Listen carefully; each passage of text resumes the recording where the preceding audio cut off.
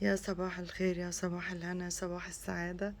خلصت الأيام الفضيلة، خلصت أجمل أيام السنة. إنما عملها باقي، عملها باقي ما بيخلص. عملها مش واقف عليها بس، القرآن لطول السنة، التسبيح لطول السنة، الذكر لطول السنة، السعي في خدمة عباد الله طول السنة.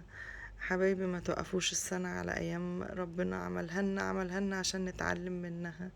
يا رب يجعل كل أيامكم أعياد، وينول كل مشتاق للحج والعمرة، وتزوروا سيدنا النبي، وتستمتعوا الناس بوجودكم معاه، وتحققوا كل ما تتمنوا يا رب. بس خليكم فاكرين ان التسبيح طول السنة، والذكر طول السنة، والقرآن طول السنة، والصلاة طول السنة. وان احنا لما نساعد محتاج في اي حاجة مش بالمال بس، برضو ده من الحاجات اللي ربنا بيحبها، وبتعتبر من العبادات العظيمة. جبر الخواطر، اجبروا بخاطر بعض، اجبروا بخاطر كل اللي تشوفوه. افشوا السلام وافشوا المحبة. ربنا يسعدكم جميعا ويرزقكم كل خير الدنيا وسعادتها، وكل واحد له حاجة النهاردة يا رب يحققها. وما تنسوش دايما ان البركة في البكور. ربنا يبارك لكم في كل ايامكم.